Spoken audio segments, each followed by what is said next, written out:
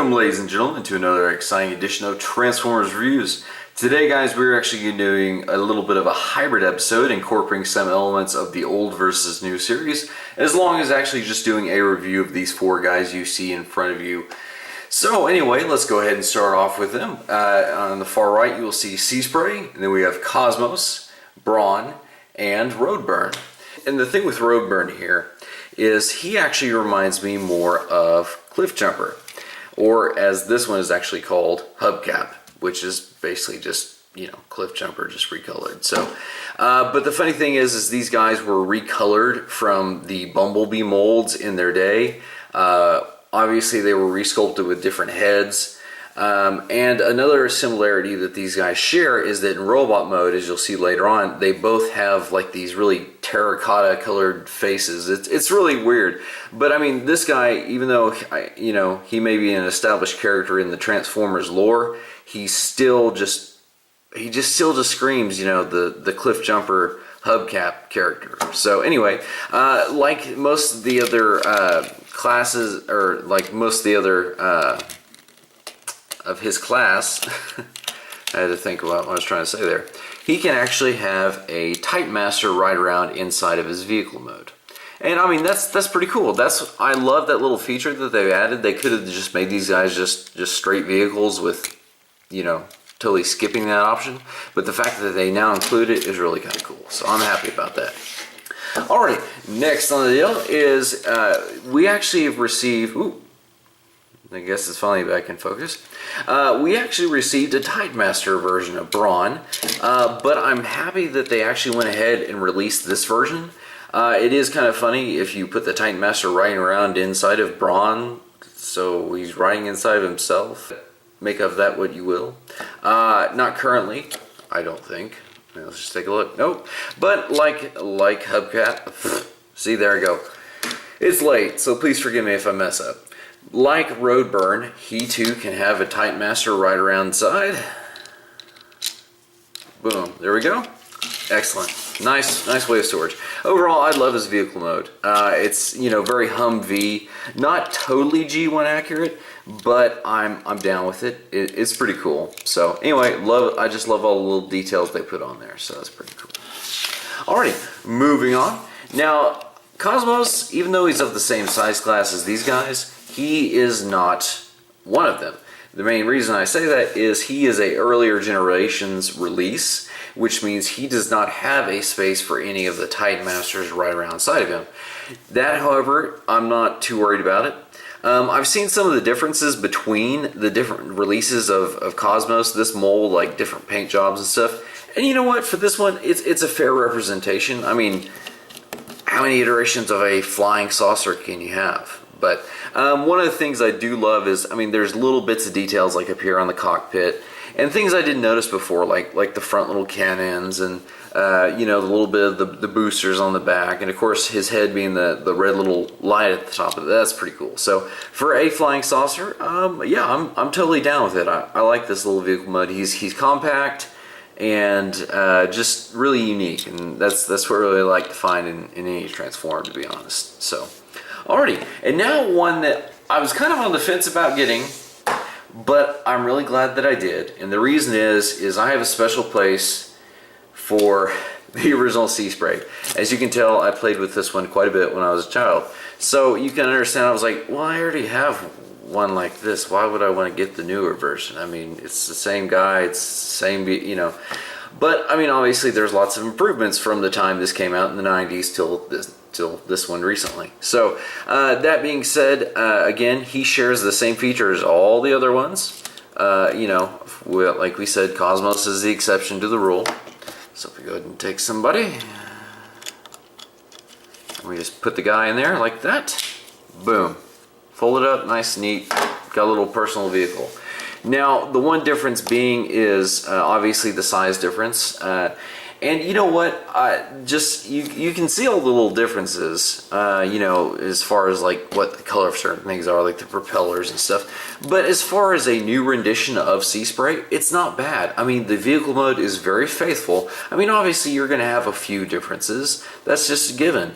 But I mean, overall, there's a lot of faithful aspects that are from this one that transfer to this one. So anyway, overall, for all these guys that are the vehicles that can be for Titan Masters and such, I love their vehicle modes. They're all very nice looking. They're all very decent. They don't look like they were halfway thought out. They look like they were some real thought and ingenuity was put into it. So I say for vehicle modes on all 4 of these guys, it passes really well.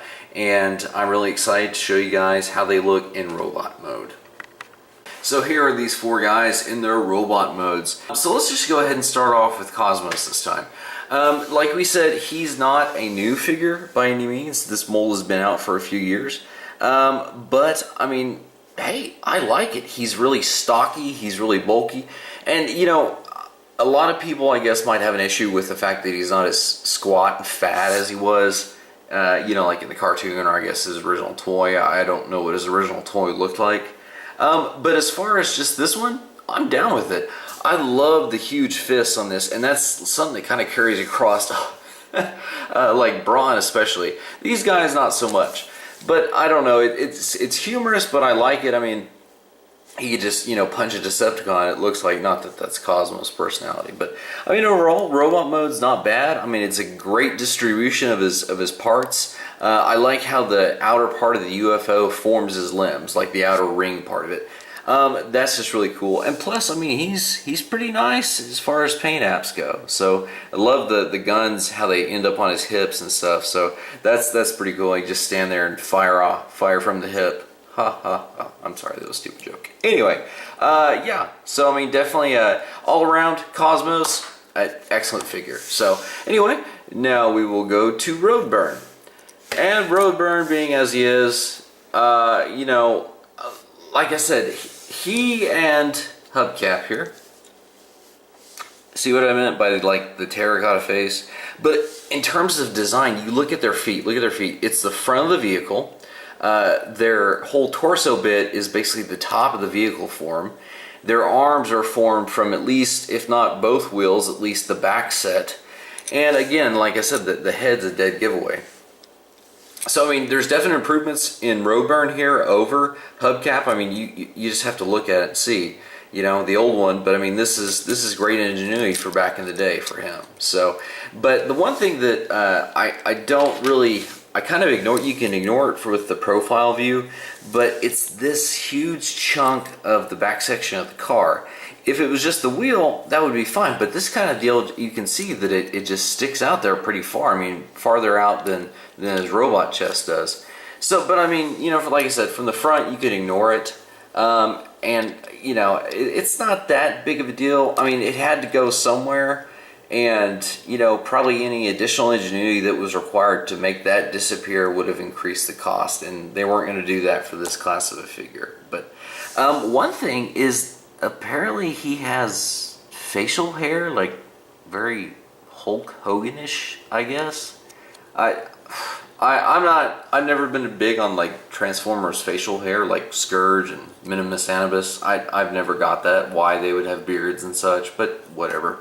Anyway, so overall it's decent. I mean, but if it was between him and Cosmos, I would actually tell you to go for Cosmos. As much as I love the old Hubcap, Cosmos is, I think, just a little bit over Roadburn.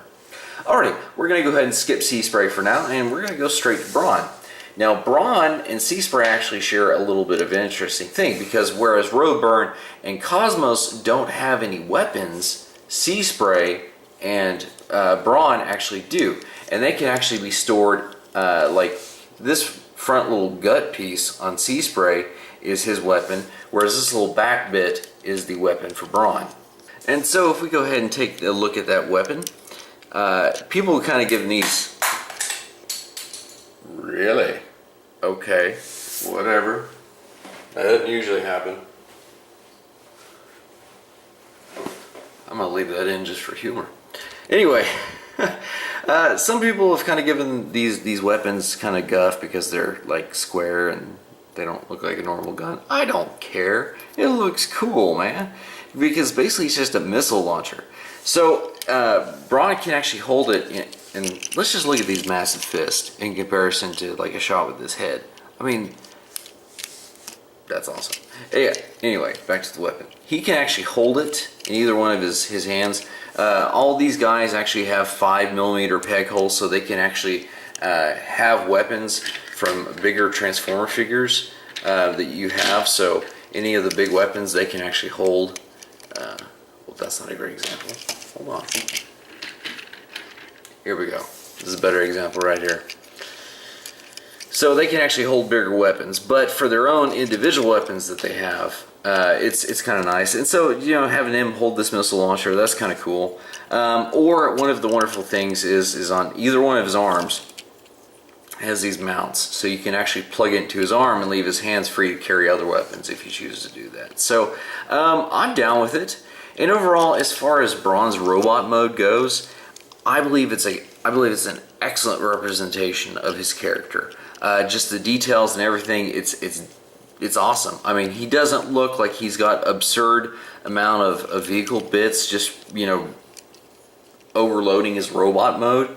So I think overall, yeah, definitely Brawn, out of all the ones that you looked at so far, he's the best one out of these three. So yeah, he even knocks out Cosmos now. So but that's just my personal opinion. And of course, let's take a look at the lovely symbol. So one thing I was really hoping before we finish up with Brawn, I was really hoping that I could put the Titan Master head on here, but it wouldn't work because it's not the right size, plus there's no way to do that without really messing up this head. So anyway, alrighty, on to Seaspray.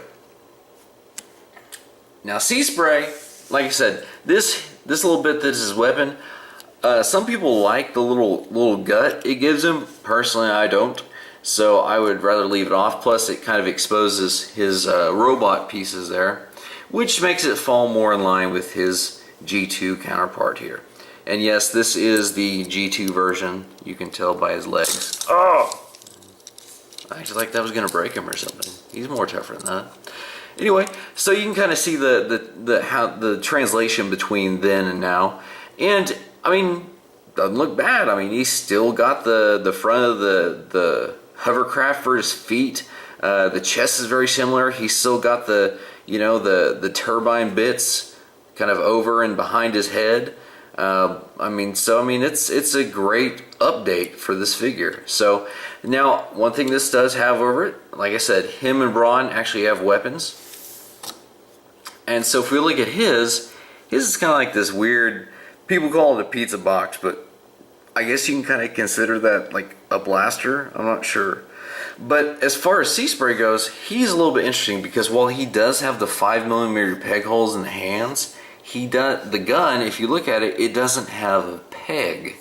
Now the reason for that is if you notice this little notch that's out of his arm, and that little bit, it just plugs onto his arm over his hand, so it kind of looks like he's holding it a little bit. That was due to, you know, just transformation where it fits in here, because they couldn't have just a huge peg hole right here, especially it'd be like right where the symbol is. So anyway, he doesn't look bad. I mean, the one thing that I've heard people say about is that his feet are kind of absurdly large, but I mean, considering where he came from, that's not really a big shock. I mean, Transformers have odd proportions anyway. I mean, it's not like humans. You know, you're coming from a vehicle into a humanoid-esque form. So anyway, these guys overall, between Seaspray and Brawn, yeah, I would rank it best at Seaspray, then Brawn, then Cosmos, and then last Roadburn. Just because of in terms of ingenuity in regards to robot mode specifically, and overall looks. But that's just my personal opinion. If you disagree, that's perfectly fine. I respect your opinion. I just ask that you respect mine as well. So anyway, guys, that was a review of these 6 figures. And before I leave you guys, I just want to leave you with one piece of advice. I would encourage you to always watch your nemesis, because one day it could become a scourge for you. So anyway, guys, until next time, we will see you in another review.